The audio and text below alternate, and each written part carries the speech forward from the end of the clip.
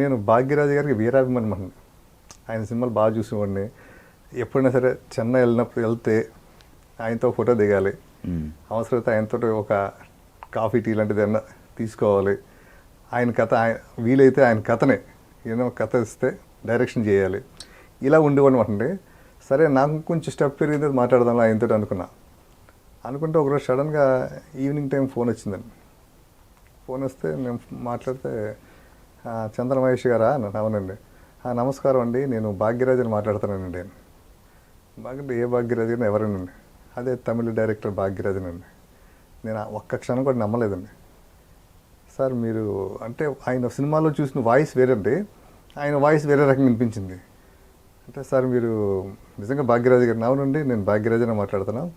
మీ Hanuman cinema చూశాను ఇక్కడ చెన్నైలో థియేటర్లో, చాలా బాగా నచ్చింది నాకు. ఎక్స్పెషల్లీ ఆ ఫ్లాష్ బ్యాక్ టెరిఫిక్గా అనిపించింది. ఎవరు డైరెక్టర్ అనేసి నేను గూగుల్లో సెర్చ్ చేశా, మీ సినిమాలు వచ్చాయి. మీ సినిమా అన్నీ చూశాను నేను. మీ ప్రేయసి రావే, మీ అయోధ్య రామయ్య, ఈ సినిమాలు చూసి మీకు కాల్ చేస్తున్నాను. నేను ఒక 1 వీక్లో హైదరాబాద్ వస్తున్నాను. నేను ఈవీవి సత్యనారాయణ గారికి ఒక సినిమా రాస్తున్నాను, వచ్చినప్పుడు ఒకసారి మనం కలుద్దాం సార్. అప్పుడు నేను నమ్మాను. ఇంకా ఆ రోజు నైట్ అంతా నాకు నిద్ర పట్టలేదండి. అంటే భాగ్యరాజు గారు నన్ను ఎలా గుర్తించారు, ఎలా నా సినిమాలో అంత దమ్ము ఉందా అంటే, నా సినిమాలో ఉందని నాకు తెలుసండి. కానీ పరభాషా దర్శకులు, స్క్రీన్ ప్లేలో టాప్ 1 ఆఫ్ ది ఇండియాలో top most director, writer, actor, ఆయన నాకు ఫోన్ చేసి అడగడం ఏంటి, చెప్పండి, నన్ను అప్రిషియేట్ చేయడం. ఆ రోజు నైట్ నాకు నిద్ర లేదండి, నాకు ఆనందంతో గడిపా. సడన్గా మళ్ళీ ఆయన ఒకరోజు సడన్గా వచ్చారు మనకి నా ఆఫీస్కి అండి. రాశి మూవీస్ నరసింహరావు గారు ఆయన కలిసి నా ఆఫీస్కి వచ్చారండి. అప్పుడు నాకు పర్సనల్ ఆఫీస్ ఒకటి ఉండేదండి. ఆఫీస్కి వస్తే నేను షాక్ అయిపోయాను. నన్ను చూసి భాగ్యరాజు గారు వచ్చారు. అది కూడా చెప్పలేదండి, చెప్పకుండా వచ్చారు మధ్యాహ్నం 3:30 ఆ టైం కండి. వస్తే ఇంకెంటనే లేచి నా చైర్లో కూర్చోమంటే, లేదు ఇక్కడ కూర్చుంటాను, లేదు మీ నా చైర్లో కూర్చోండి సార్.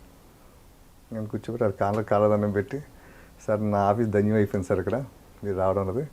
ఎందుకు సార్ అంటే, లేదు మీ సినిమాలు చూసా, చాలా సెన్సిటివ్ సినిమాలు, వీళ్ళంటే యంగ్ డైరెక్టర్స్ సినిమాలు నేను బాగా చూస్తుంటాను, నేను రీఫ్రెష్ అవుతుంటాను మీ సినిమాలు చూసాను. నేను నాకు అసలు అర్థం కాలేదంటే, అంత తగ్గి మాట్లాడుతున్నారండి నానిసండి అని నేను ఫిల్మ్ నగర్ క్లబ్లో దిగాను.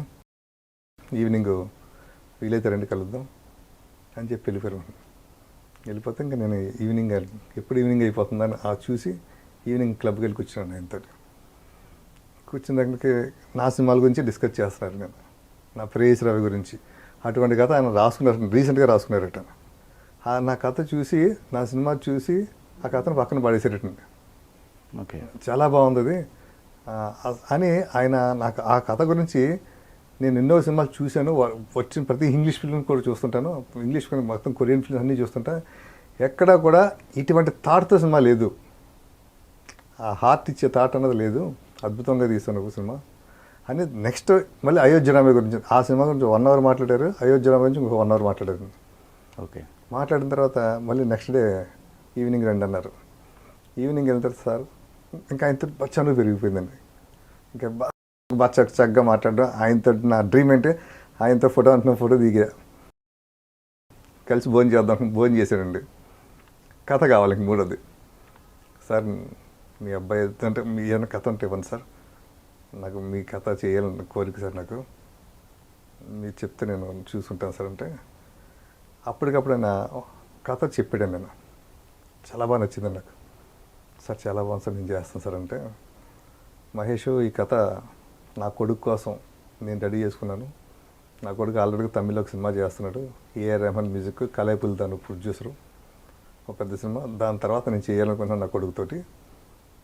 మరి ఈ కథ నా కొడుకే చేయాలి అంటే, అయితే మీ కొడుకు నేను తెలుగులో పరిచయం చేస్తాను సార్ అన్న. అయితే నేను ఇస్తాను కథ నీకు అన్నాను. ఇస్తానంటే నేను నాకు ట్రాక్లో ఉన్నది బ్రహ్మానంద గారి అబ్బాయిని. ఓకే, వెళ్ళి బ్రహ్మానంద గారికి వెళ్ళి, సార్ నా అభిమాన్ డైరెక్టర్ కథ ఇస్తున్నాడు సార్, వాళ్ళ అబ్బాయి అంటున్నాడు, చేస్తే నాకు గొప్పగా ఉంటుంది. అంటే నేను ప్రేమించిన డైరెక్టర్ వాళ్ళ అబ్బాయిని తెలుగులో పరిచయం చేస్తున్నప్పుడు ఆయన నన్ను లైఫ్ లాంగ్ ప్రేమిస్తాడని అని చెప్పి నేను చేయాలనుకున్నాను సార్ సినిమాని. ఇదైన తర్వాత మీ అబ్బాయితో చేస్తా, all the best Mahesh, carry అన్నాడు. అన్న తర్వాత ఇంకా భాగ్యరాజు గారితో ఇంకా చర్చలు మొదటి, ఇంకా ఆ ప్రాజెక్టులు అన్నీ ఆపేసాను. నాకు వచ్చిన సినిమాలని పక్కన పెట్టేశాను. ఈ సినిమా చేయాలని చెప్పి నేను ఒక ఇద్దరు ప్రొడ్యూసర్లు, నాతో కమిటీ అయిన ప్రొడ్యూసర్లకు సంప్రదించా. భాగ్యరాజ్ గారి అబ్బాయి కథ ఇలాగ చేస్తానంటే వాళ్ళు ఎవరు ముందుకు రాలేదండి. అదేంటి ఎందుకు రాలేదు ముందుకని నేను అనుకున్నాను. అంటే భాగ్యరాజ్ గారి అబ్బాయి ఫోటోలు చూపించా. వస్తే కొంచెం ఇదిలాగా ఉన్నాడు కదా అన్నాడు. బెల్లంకొండ సురేష్ గారికి చూపించా. ఆయన నాకు ఎక్కలేదు మహేష్ అన్నాడు. సరే వాళ్ళకి వదిలేద్దామని నేనేం కావు ఓన్గా చేద్దాం ప్రిపేర్ అయ్యి సినిమా స్టార్ట్ చేశాను. స్టార్ట్ చేసిన దగ్గర నుంచి ఏంటంటే భాగ్యరాజు గారికి నాకేంటంటే ఎప్పుడు ఫుల్ స్క్రిప్ట్ రెడీ చేసుకునండి. ఒక 50 రోజులు అనుకుందా 45 రోజులు తీస్తాను సినిమాని. 45 రోజులు అనుకుంటా ఏదైనా తక్కువ రోజులు ఉంటుందని ఒక్క రోజుకి పెరగదండి నేను అనుకున్న షెడ్యూల్ ప్రకారంగా. ఇదేమో ఆయన ఫుల్ స్క్రిప్ట్ నాకు చూపించారు, తమిళ్లో ఉందండి, ట్రాన్స్లేషన్ చేయాలి, చేస్తే సరిపోతుంది మహేష్ అన్నారు. సరే ఓకే అనుకున్నాను. ఆ టైం మంచి ముహూర్తం ఏదో ఉందన్నారు. వెంటనే ముహూర్తం చేసేసాను. ఫిలింనగర్ టెంపుల్లో అందరి ముందు అతిథి మహారాజులు అందరూ వచ్చారండి.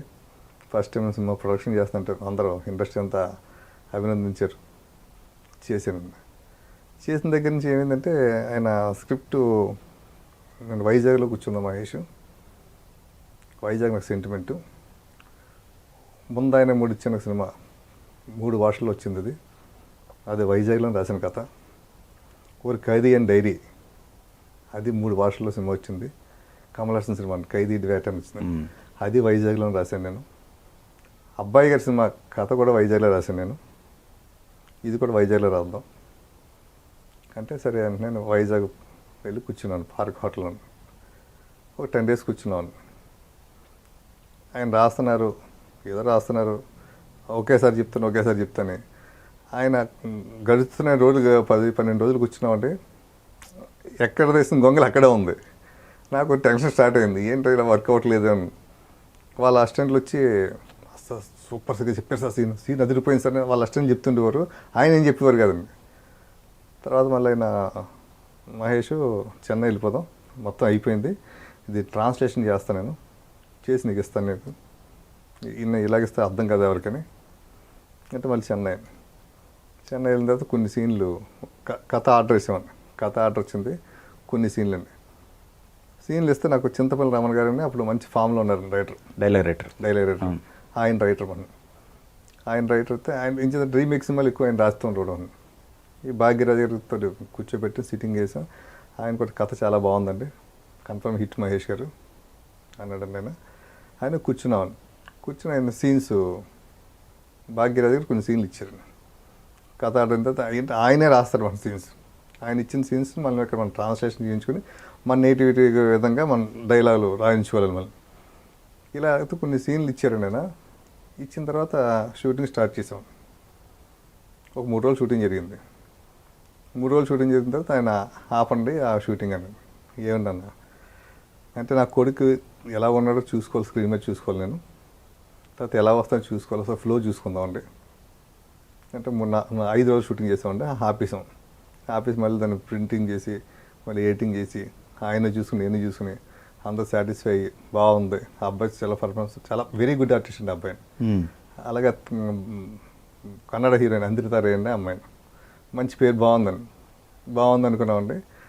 అయిన దగ్గర నుంచి ఏమైందంటే నేను ఈ సినిమా దీని ముందు నేను హనుమంత్ సినిమా చేశానండి. హనుమంత్ సినిమా ఎవరన్నా చూస్తే అది ఒక 100 రోజులు షూటింగ్ చేశాను అనుకుంటారండి. బట్ ఆ సినిమా నేను 56 రోజులే తీశాను, 56 days అండి. ఈ సినిమాకి వచ్చేటప్పటికి అది హెవీ సినిమా అండి హనుమంత్. అవును, డ్యూయల్ క్యారెక్టర్లో గోలాగా హంగామా ఉంటుందండి. ఇది లైటర్ అండ్ కూల్ సబ్జెక్ట్, చిన్న లవ్ స్టోరీ అండి, సరదాగా వెళ్ళి 2 ఫ్యామిలీల మధ్య జరిగే స్టోరీ అండి. ఇది నేను మామూలుగా అయితే 40 daysలో తీసే సినిమా అండి. కానీ నేను భాగ్యరాజ్ గారు అబ్బాయిని చేస్తాను కాబట్టి, నేనే ప్రొడ్యూసర్ని కాబట్టి కొంచెం ఇంకా బాగా తీసుకుందాం అని చెప్పి 55 రోజులు షెడ్యూల్ వేసుకున్నాను. 55 days షెడ్యూల్ వేసి షూటింగ్కి వెళ్ళాం. మొదట 5 రోజులు షూటింగ్ చేసాం, ఆపేసాం. ఆ సినిమాకి ఏంటంటే అంత పెద్ద కాస్టింగ్ అండి. కోట గారు, షాజీ షిండే గారు, బ్రహ్మానందం గారు, ఎంఎస్ గారు, ఆలీ గారు, అందరూ కూడా డైలీ పేమెంట్స్ అండి. ఒకప్పుడు సినిమాకి ఎంత ఉండేదండి, ఆ సినిమా అంటే అప్పటికే స్టార్ట్ అయిపోయింది. అది షిండే గారికి హోటల్ రూమ్స్తో సహా పర్ డే 1,50,000 అండి. అప్పుడు ఆయన మంచి పీక్ అండి. కోట గారికి బయట 1,00,000 తీసుకుంటున్నాడు, నాకు బాగున్న చనువుకి 75,000 అండి. బ్రహ్మాండంగా ఒక రేట్, ఒక్కొక్కరు ఒక రేట్ అండి. అదే ఏ రోజు పేమెంట్లో మళ్ళీ ఆ రోజు ఇచ్చేసేయాలండి ఎవరికైనా. ఆ విధంగా షూటింగ్ అండి. ఇంకా నైట్లో ఆయన సీన్ ఇస్తా అనుకుంటే సీన్ ఇచ్చేవారు కదా నేను, రాజుతో కూర్చునేవారండి. రాజుతో కూర్చుని మహేష్ మార్నింగ్ లొకేషన్ చూసుకుందాం, లొకేషన్ రమ్మని చెప్పి రైటర్ నన్ను. లొకేషన్కి వచ్చిన తర్వాత ఆయన సీన్స్ ఎలా ఉంటాయంటే, లొకేషన్ వచ్చినప్పుడు ఈ లొకేషన్లో చేస్తున్నప్పుడు ఇక్కడ ఒక కెమెరా ఉంది, ఇక్కడ ఒక లైట్ ఉంది, ఇది ఉంది, ఇది పెట్టుకుంటాడు మైండ్ పెట్టుకుని ఇట్ల మీద డైలాగ్ కంపోజ్ చేసుకుంటూ సీన్ రాస్తాడు. ఆయన నాకు సీన్ పేపర్ ఇచ్చేటప్పటికి మధ్యాహ్నం 1 గంట అయిపోయిందండి. మార్నింగ్ ఆర్టిస్టులు అందరూ 7:30, 8 కల్లా వచ్చి కూర్చునేవారండి. 1 గంట అయ్యేది. ఆ 1 గంట తర్వాత నుంచి మళ్ళీ దాన్ని ట్రాన్స్లేషన్ చేయించాలండి. మళ్ళీ ఒక ట్రాన్స్లేటర్ పెట్టుకున్నా, అతను ఒక గంట తీసుకున్న ట్రాన్స్లేషన్ 2-2:30 అయ్యేదండి. ఆ ఇచ్చిన దాన్ని మళ్ళీ నా రైటర్ కావాలండి. ఆ రైటర్ ఏంటంటే ఆయన పాపం హడావుడిగా రాసే రైటర్ కాదండి, లేజర్గా రాసే రైటర్ అండి. ఆయన టెన్షన్ అయిపోవాడండి. టెన్షన్ అయిపోయి ఇంకేదో రాస్తుంటే ఆ తమిళ పదాల కింద ఉండేది మాకండి. నాకు తమిళ వచ్చేస్తుందండి, మన తెలుగు మిస్ అవుతున్నాం కదంటే అదే ఒక టైం తీసుకుందాం అనుకున్న వాళ్ళని ఆ రోజు పోయేదండి. స్పాట్లో అంత జరిగింది. అలా పోయింది. ఆ సీన్ నెక్స్ట్ డే తీసుకోండి. ఈ లోపల మనకి ఎలా ఉంటుందంటే, ఈ ఆర్టిస్టుల డేట్లు ఉంటాయి కదా సార్, ఈ 5 రోజులు వీళ్ళతోటి 5 రోజులు అనుకోండి, ఈ 5 రోజులు అనుకున్న వర్క్ 2 రోజులే చేసేవాడిని. 5 రోజులు పోయేది, 5 రోజులు డబ్బులు పోయేది, 2 రోజుల వరకు జరిగేది. మిగతా 3 రోజులు మళ్ళీ డేట్స్ కోసం చూసుకోండి. అంటే మనం పక్కగా షెడ్యూల్ వేసుకున్నప్పుడు, పక్కగా సినిమా ప్లాన్ చేసుకున్నప్పుడు 3 రోజులు పోయిందనుకోండి, ఈ 3 రోజులు తర్వాత ఇంకో షెడ్యూల్ ఇంకో 3 రోజులు ఇంకా అలా పోయి కొద్దీ వాళ్ళ డేట్స్ పట్టుకోవడం నాకు చాలా కష్టమైపోయిందండి.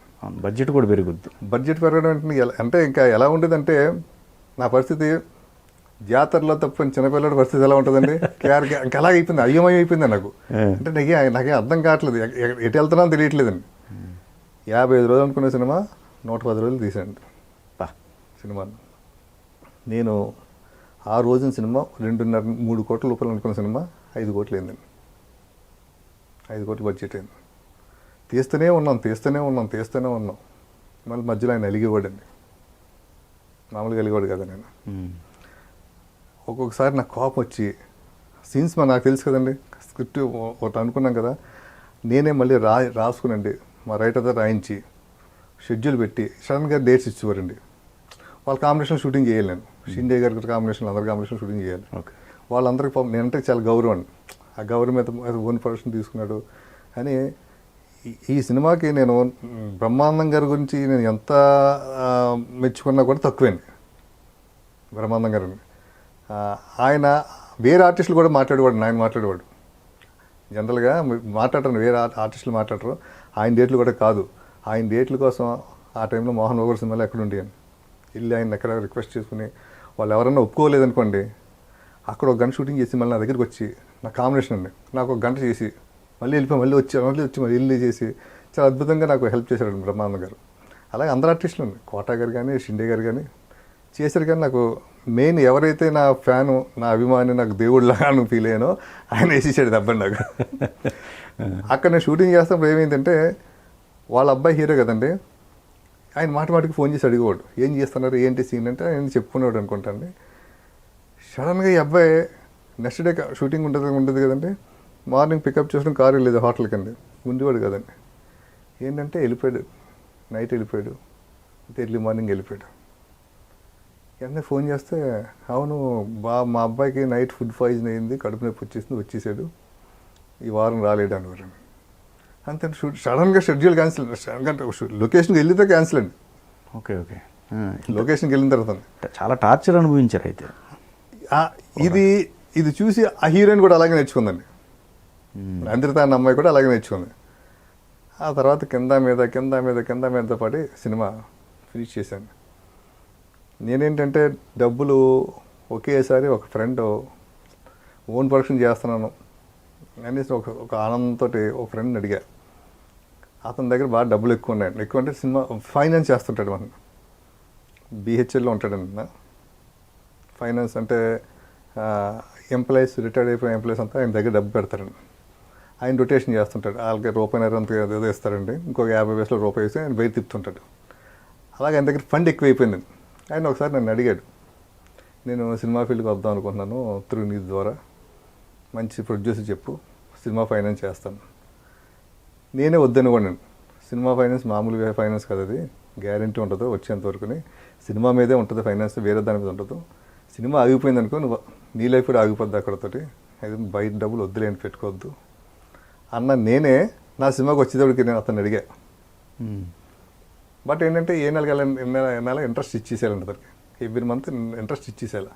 తక్కువ ఇంట్రెస్ట్, బాగా తక్కువ ఇంట్రెస్ట్ అండి. 2.5 కోట్లు తీసుకున్నా. నా ఫీలింగ్ ఏంటంటే, నేను సురేష్ ప్రొడక్షన్స్లో అసిస్టెంట్గా డైరెక్టర్గా పనిచేస్తున్నప్పుడు నా రామానాయుడు గారు ఒక అమౌంట్ ఉండేదండి. ఆ అమౌంట్ పర్ఫెక్ట్గా ఇచ్చేవారు అందరికీ.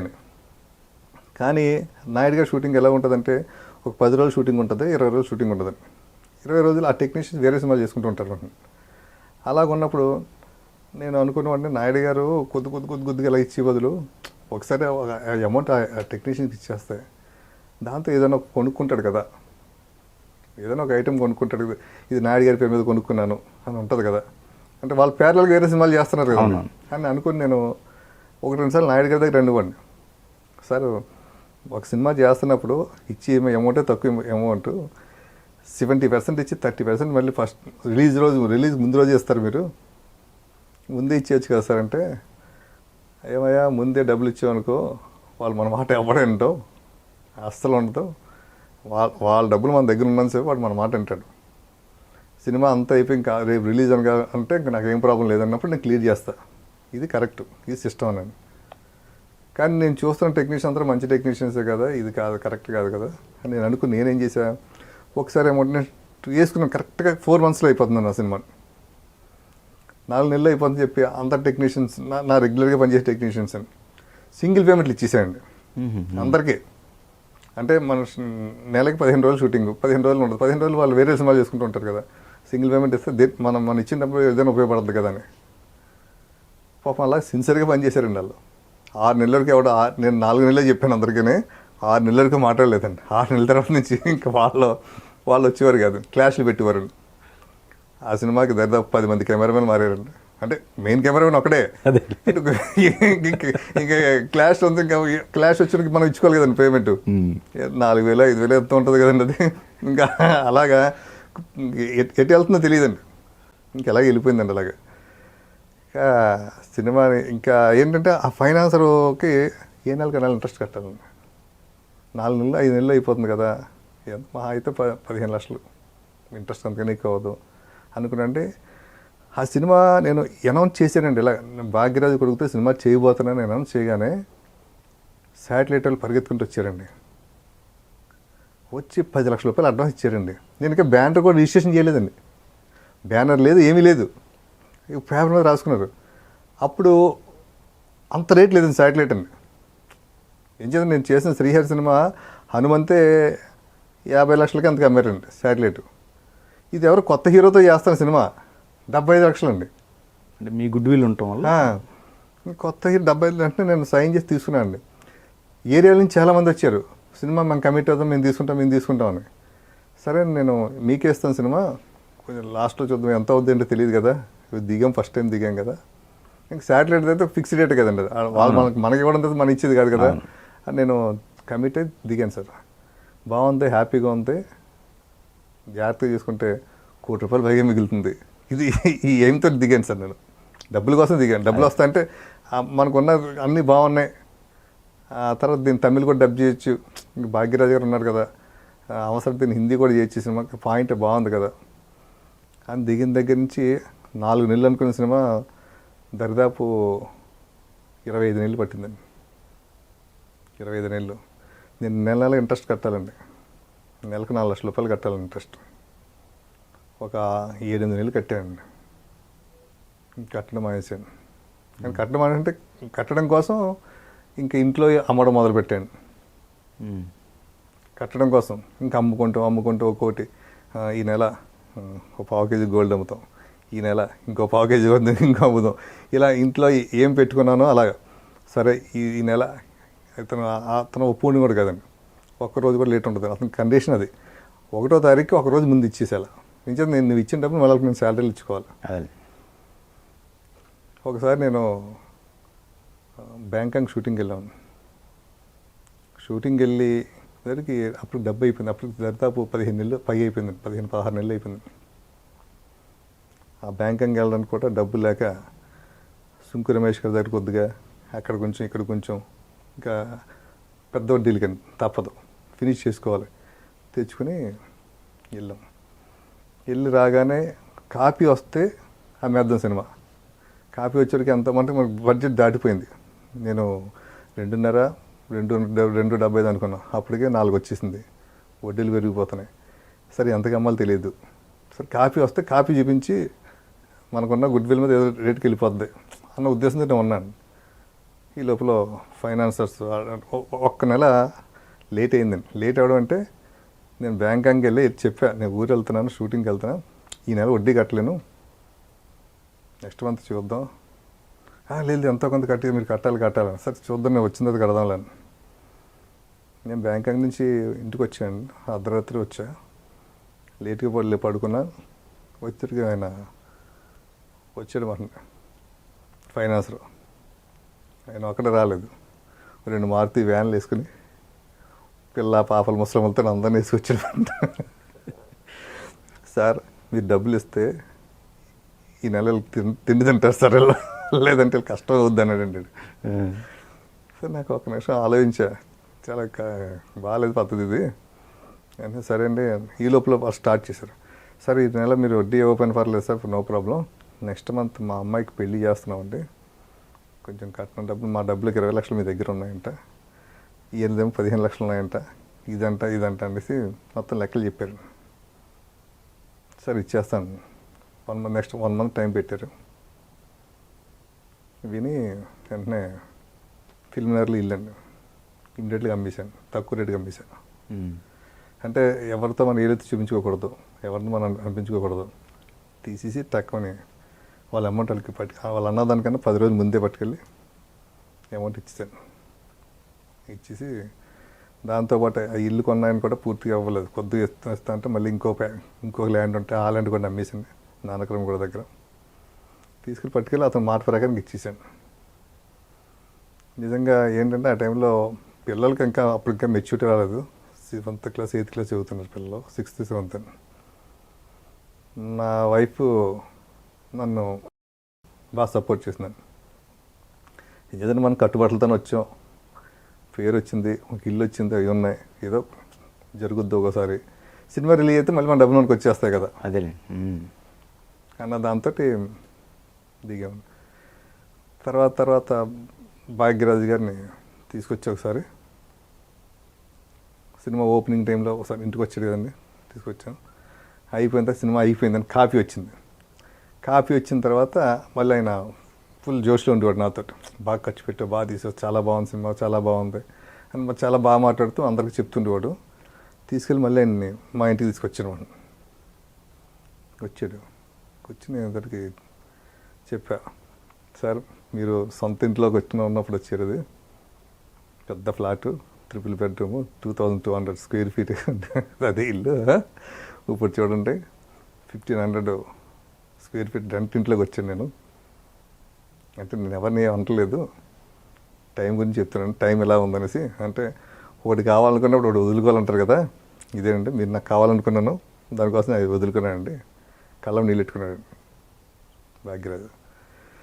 మహేష్ లేదు, నీకు మంచిగా జరుగుద్ది, దేవుడు నీకు ఇస్తాడు అని ఇస్తాడు అని అన్నాడండి ఆయన. అయిన తర్వాత నాకు ఏమైందంటే ఈ సినిమాకి ఇంకా నా దగ్గర డబ్బులు లేవు కదా సార్. ఎవరెవరు కొద్దిద్దరు ముగ్గురు పార్ట్నర్స్ అంటే ఫ్రెండ్సే, బయట వాళ్ళు ఏం కాదండి, ఫ్రెండ్సే. వాళ్ళు గత 10 ఏళ్ళ నుంచి పరిచయం, నాకు సరదాగా నాతో తిరుగుతుండేవారు. కొంచెం పొలిటికల్ బ్యాక్డ్రాప్ ఉన్నవాళ్ళు. మనం మేము కూడా ఉంటాం పార్ట్నర్స్, మేము కూడా ఉంటాం అన్నవారు. కానీ 2 జాయిన్ అయ్యారు పార్ట్నర్స్. ముగ్గురు 3 కోట్లు పెడతా ఉన్నారు. నువ్వెందుకు ఇది అవ్వడం, మేము ముగ్గురు 3 కోట్లు పెడతా ఉన్నారు. 3 కోట్ల కల్లా 3 కోట్లు 3 పాతికలు వచ్చారు. ఆ ఇచ్చిన పాతికలు ఎప్పుడు ఒకేసారి 25 లక్షలు ఎవరు ఇవ్వలేదండి. 1.5 2 లక్షలు నెలలు తెస్తే ఆ డబ్బులు ఇంట్రెస్ట్లు కట్టుకోండి. ఓకే, ఆ ఇంట్రెస్ట్ పోయింది. అలాగా సినిమా ఫినిష్ అయిపోయిందండి. సినిమా అయిపోయిన తర్వాత సినిమాని చదలవాడి శ్రీనివాసరావు గారు ఎవరు మన మీడియేటర్ ద్వారా సురేష్ పర్సన్స్లో ఉంటాడు ఒక మీడియేటర్ అని, ఆయన ద్వారా చూపించారు. నాకు ఆయన పరిచయం లేదు చదలవాడి శ్రీనివాసరావు గారు. చూసి అయినా సినిమా చూసి ప్రసాద్ ల్యాబ్లో మహేష్ చాలా బాగుందా ఈ సినిమా, నీది ప్రేయస్ రవే చూశాను, అయోధ్య రామయ్య సినిమా, నీ సినిమాలు అన్నీ చూశాను, అన్నిటికంటే ఇది ఇంకా బాగా నచ్చింది నాకు అన్నాడు. బాగుంది ఈ సినిమా నేను తీసుకున్నాను. అమ్మా నా కష్టాలు పోయారా బాబు ఈరోజు అనుకున్నాను. అనుకున్న తర్వాత ఏమైందంటే ఇంకా కంచి డైరెక్ట్గా నాకు ఆయన నాతో కాదు కదా, మధ్యలో మీడియేటర్ కదండి. ఆ మీడియేటర్ వచ్చి, ఏమండి శ్రీనివాసరావు గారి దగ్గర 3 ఉన్నారు సార్, వాళ్ళు కమిషన్ అడుగుతున్నారు, మరి ఏంటి శ్రీనివాసరావు గారు అంత చెప్పారు సినిమా, ఆయన 3 కోట్లు చెప్పారు సార్, 3 కోట్లు ఇస్తా అన్నాడు. ఆయన అని చెప్పిన దానికి నేను వడ్డీలన్నీ లెక్కేసుకుంటే నాకు ఒక 50 లక్షలు లాస్ ఉందండి అప్పటికే. అంటే నాకు శాటిలైట్ 75 వచ్చింది, ఈయన 3 ఇస్తే 3.5గా 3.75 అవుతుందండి. నాకు 4.25 వరకు అయిందండి. ఇంకొక 50 లక్షలు నాకు డెఫిసిట్లో ఉన్నాను. ఆయన నాకు నేను ఫీల్ అవ్వలేదు. ఎంచేదంటే సినిమా రిలీజ్ అయితే హిట్ అయితే ఓవర్ఫ్లోస్ వస్తాయి. అది కాక నాకు తమిళ్ ఉంది, హిందీ డబ్బింగ్ చేసుకొచ్చి సేఫ్లో ఉంటాం. ఒకవేళ పోయినా 20 పోతుంది తప్పితే ఇంకేం లేదు. తప్పు మనదే, ఇంత లేట్ అవ్వడం వల్ల అని నాకు నేనే సాటిస్ఫై అయి ఉన్నా అండి. అతను వచ్చి ఇలా కమిషన్ అడుగుతున్నారు సార్. సరే ఎంతమంది ఉన్నారు అక్కడ, 3 ఉన్నారు, నా సైడ్ నుంచి 2 ఉన్నారండి. సరే మీరు అందరూ కలిసి ఒక 25 లక్షలు తీసుకోండి, నా ప్రాబ్లమ్ మీకు తెలుసు కదా, నాకు 275 వస్తాయి కానీ నాకు వర్కౌట్ అవ్వదు, మళ్ళీ నాకు పార్ట్నర్స్ కూడా ఉన్న వాళ్ళకు నేను ఇచ్చేసేలా, గవర్నమెంట్ కలిగి ఇచ్చేసేలా. సరే ఓకే అన్నారండి. ఓకే అని చెప్పి మళ్ళీ వచ్చి, మహేష్ గారు మీరు 25 లక్షలు ఇవ్వాల్సిన పని లేదు, వాళ్ళు ఏమన్నారంటే కొంచెం రేటు పెట్టి శ్రీనివాసరావు గారి దగ్గర తీసుకుందాం, మహేష్ 3 ఇచ్చేద్దాం, ఆ 5 డబ్బులు మేము తీసుకుంటాం అన్నారు. మీకు ఓకే కదా అన్నారు. ఓకే అన్న. ఇంకా మనకు ఆ 25 లేదు, ఇంకేముంటుంది, ఆయన చెప్పడం 3 కోట్లు చెప్పాడు, లేదు బార్గింగ్లో ఇంకో 10-15 25 అడుగుతారులే, నేను మెంటల్గా ఫిక్స్ అయి ఉన్నాను. 1 మంత్ అయిందండి, 2 మంత్స్ అయింది, అదిగో జరుగుతుంది, అదిగో జరుగుతుంది అంటూ ఉండేవారండి. ఒక మీడియేటర్ నా దగ్గరికి వచ్చాడు, ఒక నెల్లూరు మీడియేటర్ వచ్చి, మహేష్ గారు ఇప్పుడు మీ సినిమా బాగుంది కరెక్టే, కానీ మరీ అంత దారుణమైన రేట్లు పెట్టకూడదు కదా మీరు, ఆయన ఏదో మంచి రేట్ చెప్పాడు, ఒక 5-10 అటు ఇటుకు మాట్లాడి ఇచ్చేసేయాలి తప్పితే మరి అంత రేట్ ఏంటండి. ఆయన ఫీల్ అయ్యాడండి, నా దగ్గర ఫీల్ అయ్యాడండి. ఏమన్నాడండి, 5 కోట్లు చెప్పారట కదా, ఫైనల్గా 4.5 అయితే మాట్లాడండి, లేకపోతే మాట్లాడొద్దు అన్నారట కదా. సరే మనకు అంత స్థామత లేదు అన్నాడు ఆయన. ఆ సినిమా 3-3.5 వరకు కొనవచ్చు, 4.5 నా వల్ల కాదన్నాడు అనేసి ఇప్పుడు అడవి అని ఒక సినిమా కొన్నాడు ఆయన. అడవి అని ఒక సినిమా వచ్చిందండి ఆ టైంలో, అది కొన్నాడు ఆయన. మరి అది ఏదైనా ఆడితే బాగుంది, డబ్బులు వస్తే మీది సినిమా కొంటాడు, లేకపోతే కొంటాను. సరే ఆ సినిమా రిలీజ్ అయిందని డిజాస్టర్ అండి, పోయాను. ఆయన ఎంత పెట్టాడు అంత పోయింది దాంట్లో. దాంతో మళ్ళీ ఆయన కసిగా ఏం చేసి ఇంకొక సినిమా కొన్నాడండి, ఆ సినిమాలో కూడా డబ్బులు పోయింది, ఆయన డిస్ట్రిబ్యూషన్ ఆపేసాడు. ఓకే, నేను వెళ్ళి చదరాల్సిన సరే దగ్గరికి వెళ్ళాను.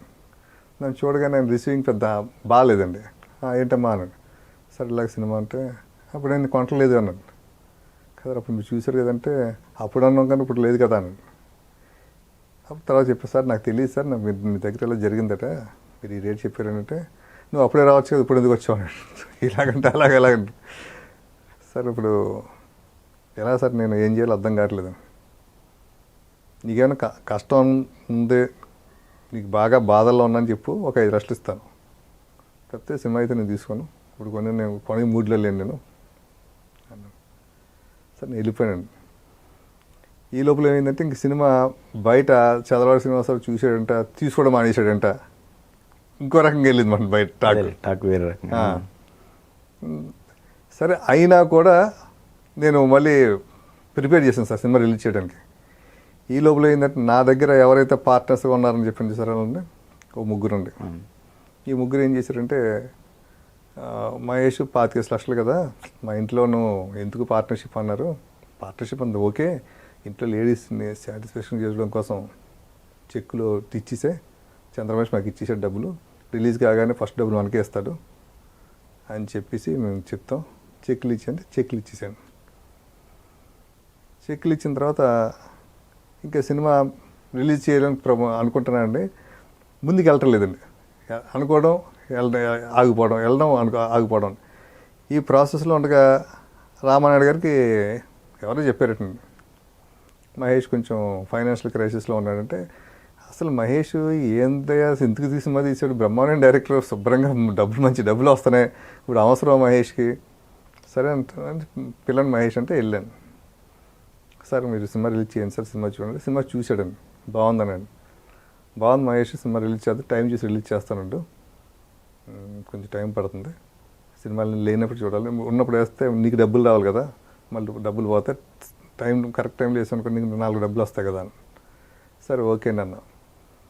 ఓకే అండి అన్న తర్వాత నాకు మెయింటెనెన్స్ అవ్వడం కష్టమైపోతుందండి. సినిమాలు లేవు నాకు. సినిమాలు ఏమైపోయిందంటే చంద్రమహేష్ ప్రొడ్యూసర్ అయిపోయి మనకేం చేస్తాడులే సినిమా అన్నది కూడా బయట ప్రచారం అయిపోయిందండి. వచ్చే ప్రొడ్యూసర్ రావట్లేదు, అడ్వాన్స్ ఇచ్చిన ప్రొడ్యూసర్ మాట్లాడట్లేదు. ఇంకొక ఏదైనా గట్టిగా అడిగితే ఏమంటున్నారంటే, ఏమన్నా మన సినిమా ఇప్పుడు స్టార్ట్ చేద్దాం అంటే, మీ సినిమా రిలీజ్ చేయండి మహేష్ గారు, రిలీజ్ చేసిందో చేసేద్దాం, అది మీరు మళ్ళీ దీని మీద ఉంటే ఆ సినిమా పెండింగ్ పెట్టారు, లేట్ అయిపోద్ది అది సినిమా, మీకు డిలే అవుతుంది, మళ్ళీ మీకు ప్రాబ్లం అవుతుంది, సినిమా రిలీజ్ చేసేసుకోండి, రిలీజ్ చేసి రండి అని ఎవరి మటుకాల్లో సినిమా లేదండి. సినిమా లేకపోతే నేను మళ్ళీ ఒక కథ రెడీ చేసుకున్నాను, చిన్న కథ, మంచి సెంటిమెంట్, డిఫరెంట్గా ఉంటుంది కాన్సెప్ట్ అని సురేష్ దగ్గరికి వెళ్ళాను. బాబు నా సినిమాలో పెండింగ్ పడిపోయింది, కాపీ వచ్చింది, రిలీజ్ చేసుకోవాలని పొజిషన్ అయిపోయింది, రిలీజ్ చేయాలంటే నా చేతిలో ఏదో సినిమా ఉండాలి, మళ్ళీ ఇంకోటి ఈ సినిమా ఉండగా దాన్ని రిలీజ్ చేయాలి, నేను ఒక కథ చేశాను బాబు, మీరు వినండి, మీకు నచ్చితే నాకు ఫైనాన్స్ చేయండి, నచ్చకపోతే నా బ్యాడ్ లక్, నేను మాట్లాడను, మీరు నాకు ఫైనాన్స్ చేస్తా, మీరు ఇచ్చిన డబ్బులతో నేను సినిమా ఫినిష్ చేసుకుంటా, సినిమా మీ దగ్గరే పెట్టుకోండి, మీకు నచ్చితేనే, ఎలాగో సినిమా నచ్చితే మీరు అంటే సరే ఓకే నువ్వు అంత కాన్ఫిడెంట్గా చెప్తున్నావు కదా, రేవరా వింటాను కథ అని full script dialogue version ready చేసుకుని సురేష్ దగ్గరికి వెళ్ళాను. వెళ్ళేటప్పటికి ఏమైందంటే సరిగ్గా అదే టైంకి ఆయనకి నాకు ఏ టైం చెప్పారో ఆ టైంకి ఛాంబర్లో మీటింగ్ పడింది. నేను మీటింగ్కి వెళ్ళాడు, అక్కడ పిఏకి ఫోన్ చేసి చెప్పాడు, మన చంద్రమహేష్ వస్తాడు, ఈవినింగ్ కలుద్దని చెప్పింది చంద్రమహేష్ని అని చెప్పాడు. ఆవిడ ఎలాగానే మేడం చెప్పింది, మహేష్ గారు ఇలా సార్ చెప్పారు, సురేష్ బాబు గారు ఈవినింగ్ కలుద్దాం అన్నారు, మరి ఈవినింగ్ రండి, ఇంకప్పుడు ఆయన ఫ్రెష్గా లీజర్గా దొరుకుతాడు మీకు. సరే నేను ఫైల్ పెట్టిన కింద దిగుతున్నాను, నాయుడు గారు పైకి వచ్చాడు. వచ్చి ఏమి మహేష్ ఏమైపోయావు అసలు ఏంటను, ఏంటి ఎక్కడికి వచ్చావేంటాను, బాబు సురేష్ బాబు కలడానికి వచ్చాను, లేడు కదా సురేష్ బాబు లేడంటే అక్కడ సాంబార్లు ఉన్నారట, సురేష్తో పని ఏంటాను, నేను ఒక కథ రెడీ చేశాను సార్, సురేష్ బాబు చెప్దామంటే సురేష్ ఎప్పుడు తీయాలి సినిమా, సురేష్ తీయడు సినిమా అని. సురేష్ బాబు తీయడం కోసం కాదంటే నేనే తీయాలనుకున్నాను, సురేష్ బాబు ఫైనాన్స్ అడుగుదాం అనుకున్నాను అని వెళ్ళేటప్పుడు ఒకసారి కనిపించి నాకు అన్నట్టు. సార్ నేను వెళ్ళిపోయాను, ఆయన కాటేజీలోకి వెళ్ళిపోయాడు పైనుంచి.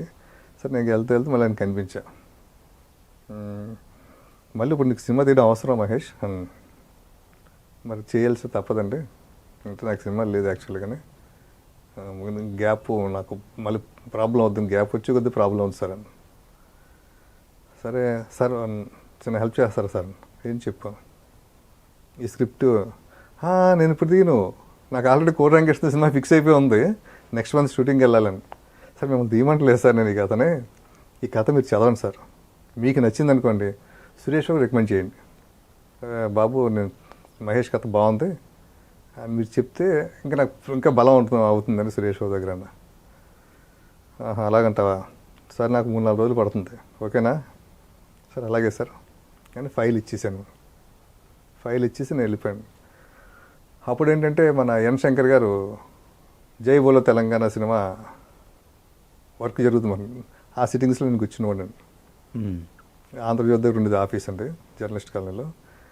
నాకు అప్పుడు ఏంటంటే అప్పులు ఎక్కువైపోయాను, మాటికి అప్పుల ఫోన్లు, ఇరిటేషను, చిరాకులు, సెల్ ఆఫ్ చేసి పెట్టుకోండి మాట, సెల్ ఆఫ్ చేసి నాకు అవసరమైనట్టు ఫోన్ చేసి ఇవ్వండి ఎవరికైనా, లేదా ఆఫ్ చేసి పెట్టుకోండి. ఆ టైంలో ఇంకెలా జై బోలో తెలంగాణ సిట్టింగ్స్లో కూర్చున్నాం కదా, ఆయన చాలా కష్టాల్లో సినిమా స్టార్ట్ చేసుకున్నాడు శంకర్ గారు. సరే ఆయనకి ఆ టైంలో ఎవరు లేరు ఆయన పక్కన, నేను తప్ప. సరే నేనే కూర్చుని అలాగా అలా వర్క్ చేస్తుండేవాడిని. ఈవినింగ్ 5 o'clock నేను ఇంటికి ఫోన్ చేద్దాం ఫోన్ ఆన్ చేసేవాడిని. ఫోన్ ఆన్ చేసి అలా అందరికి సరే ఫోన్ మా ఇంట్లో మాట్లాడితే స్టూడియో నుంచి ఇన్కమింగ్ కాల్ ఒకటి వస్తుందండి. సరే స్టూడియో నుంచి కాల్ వస్తుంది ఏంటని మళ్ళీ ఒక 2 నిమిషాలు పెడితే స్టూడియో ఆపరేటర్ ఫోన్ చేశాడు. విశ్వనాథ్ నాకు ఆపరేటర్. ఏమంటే మహేష్ గారు 1:30 నుంచి కొడతాను, అసలు 7 నొప్పులు వస్తున్నాయి సార్ మీ నెంబర్ కొట్టలేక.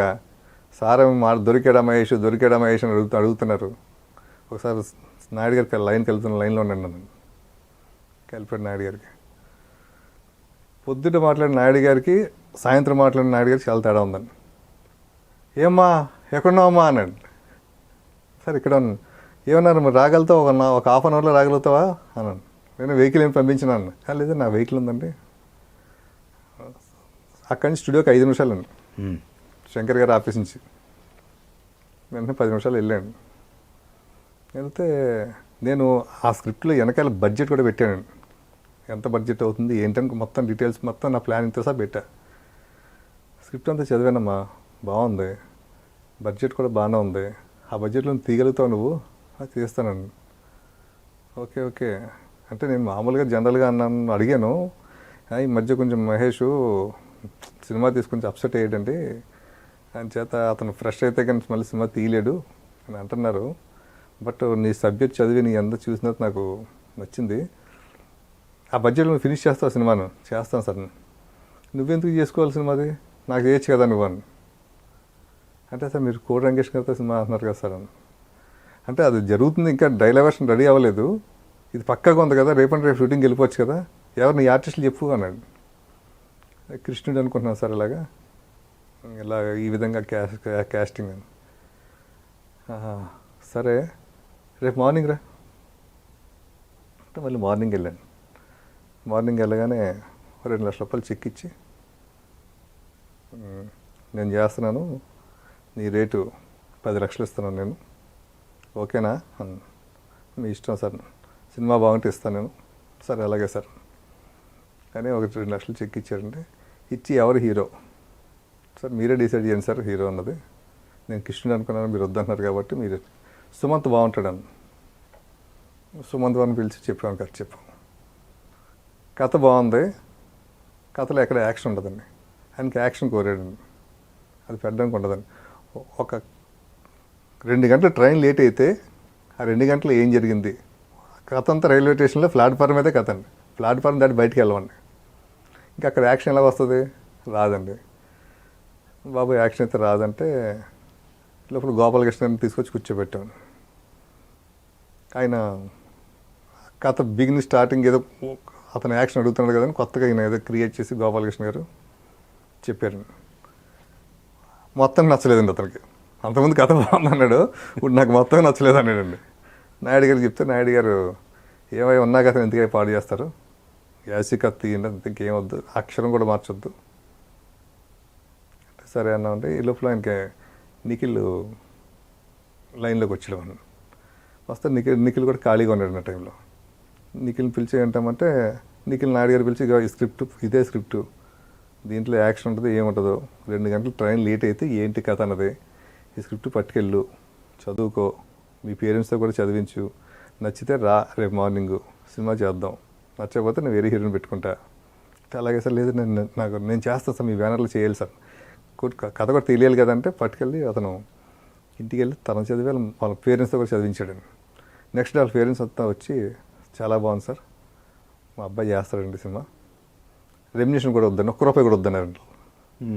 ₹1 కూడా మాకు వద్దు, మాకు కథ అంత బాగా నచ్చింది, కొత్తగా ఉంది, సరదాగా కామెడీగా ఉందండి. అంటే సరిగ్గా అనుకున్నామండి. 20 రోజుల్లో షూటింగ్కి వెళ్ళిపోయామండి. Only 20 days. 20 daysలో అరకు వెళ్ళండి షూటింగ్ అండి. అక్కడ టోటల్గా 23 రోజులు సినిమా తీసాను సార్. అది 29 days అనుకుందల్లా 23 daysలోనే అయిపోయింది. ఒక చోట నైన్ కూడా అంత ఫాస్ట్గా వద్దని ఎక్స్పెక్ట్ చేయలేదు, అయిపోయిందండి. నాయుడు గారు ఆనందం పట్టలేనంతమంది. సినిమా రిలీజ్ ముందు ప్రెస్ మీట్లో నేను చాలా కాలం తర్వాత చాలా ఫాస్ట్గా తీసిన సినిమా ఇదే, తర్వాత ఇష్టంతో తీసిన సినిమా ఇది, అంత ఇష్టంగా వచ్చిన సినిమా ఇది, రెండోది ఏంటంటే నా కొడుకులు ఇద్దరు కూడా మెచ్చుకున్న సినిమా ఇది. ఆయన సినిమా ఏం తీసినా కూడా సురేష్ బాబు గారిని వెంకటేష్ బాబు మెచ్చుకోరండి. కామెంట్ చేస్తుంటారు, ఇప్పుడు ఇది అవసరం మనకి, ఈ టైప్ సినిమా కథ అవసరం అని. అటువంటి వాళ్ళు కూడా సినిమా చూసి నన్ను వెంకటేష్ బాబు బాగా ఫోన్ చేసి మాట్లాడాడు. నెక్స్ట్ డే స్టూడియోకి వెళ్తే స్టూడియోలో కూడా బాగా మాట్లాడాడు వెంకటేష్ బాబు. సురేష్ బాబు కూడా బాగుంది, బాగా తీసే సినిమా. ఇప్పుడు ఒక్కొక్కసారి విధి మనల్ని బాధ పెడుతుంటుంది అండి. సినిమా బాగా వచ్చింది, అందరం హ్యాపీ అండి. రిలీజ్ చేయాలనుకున్న టైంకి ఏమైందంటే ఆరెంజ్ సినిమా డేట్ వేసాడు. ఆరెంజ్ సినిమా రిలీజ్ అన్నారు. అప్పటికి మగధీర తర్వాత వస్తుంది సినిమా ఆరెంజ్. మగధీర ఒక రేంజ్లో ఉంది సినిమా, దీని ఎక్స్పెక్టేషన్స్ కూడా ఆ రేంజ్లో ఉన్నాయండి. ఆడియో కూడా మంచి హిట్ అండి ఆరెంజ్. నాయుడు గారు అమ్మ 3 వారాలకు మనం వెళ్ళకూడదమ్మా, ఆ సినిమా వెళ్ళింత 3 వీక్స్ వరకుని. ఆ సినిమా వారం పోస్ట్పోన్ అవుతుండేదండి. నెక్స్ట్ ఇంకా అవ్వలేదు, డిటిఎస్ అవ్వలేదు, లేదా మిక్సింగ్ అవ్వలేదు, లేదా సీజీ అవ్వలేదు. అలాగా మాది కాపీ పెట్టి కూర్చున్నాం. అలాగ మొత్తం 2 నెలలు గడిచిపోయిందండి. నేను శుభ్రంగా విజయదశమికి వెళ్ళాలి రిలీజ్ కంటే, విజయదశమికి ఆరెంజ్ వస్తుందని చెప్పేసి అలా ఆగిపోయి ఆ స్లాట్స్ అదంతా 2 నెలలు పోయిందండి. అయిన తర్వాత సడన్గా ఆరెంజ్ రిలీజ్ అయిందండి. నవంబర్ 26ని 27ని ఎప్పుడు రిలీజ్ అయిందండి cinema. Morning show bad tech అండి. బ్యాడ్ టెక్ రావడంతో నాయుడు గారు ఇంకెనక ముందు ఆలోచించలేదండి. వెంటనే రిలీజ్ డేట్ అన్నాడండి. వెంటనే రిలీజ్ చేసాడు మన సినిమాని డిసెంబర్ 3. ఒక ప్రమోషన్ లేదు, ఏమీ లేదు అసలు. నాయుడు గారి సినిమాని ఒక పక్క ఇబ్బంది ప్లానింగ్తో ఉంటుందండి. అంటే నాయుడు గారి థియేటర్లన్నీ ఖాళీ అయిపోయింది. సో ఖాళీగా ఉన్నాయి కదా అని ఎందుకు మళ్ళీ ఇంకొక 2 వారాలు గ్యాప్ ఇస్తే మళ్ళీ వెంకటేష్ పిక్చర్ వస్తుందండి. నాగాస్త్రం ఏదో అలాగేదో ఉంటుంది, బెల్లంకొండ సురేష్ పిక్చర్. నాగావళి అదే చంద్రముఖి ఇది అదండి. తర్వాత నాగార్జున గారి సినిమా ఒకటి ఉందండి. దాని తర్వాత సంక్రాంతి స్లాట్ వచ్చేస్తుందండి. అంచేత మళ్ళీ ఇదే గ్యాప్ 2 వారాల గ్యాప్ ఉంది కదా, చేసేద్దాం సినిమా అనేసి రిలీజ్ చేసేసారండి. ప్రమోషన్ లేదు, ఏమీ లేదండి. సినిమా పికప్ అవుతున్న టైం తీసేసారండి. ఓకే. ఆ సినిమా 40% 50% ఓపెనింగ్స్ అండి. ఫుల్ ఓపెనింగ్స్లో లేదండి ఆ సినిమా. ఆలస్యం సమర్థం సినిమా. టైటిల్ ఒకటి మైనస్ అండి. తర్వాత మేము చేసిన యాడ్స్ అండి మైనస్ అండి. ఏది కావాలో అది చూపించకుండా ఏదో చిన్నపిల్లల సినిమా అని చిన్నపిల్లల మీద యాడ్ ఏదో కట్ చేసి చేసామండి. అది మైనస్ అండి. సరే సినిమా బాగుంది పికప్ అవుతున్న టైంకి తీసేసి ఓ పక్క వెంకటేశ్వర సినిమాలు ఉండి, ఓ పక్క నాగార్జున గారి సినిమాలు వేసారు. నాయుడు గారు ఏమన్నాడు, మహేష్ ఇప్పుడు ఆపేద్దాం సినిమాని, సినిమా టాక్ బాగుంది ఇప్పుడు రన్ అంతానే, సంక్రాంతి వెళ్ళిపోయిన రిలీజ్ చేద్దాం మళ్ళీ అన్నారండి. ఇంకా అలా అయిపోయింది సినిమా.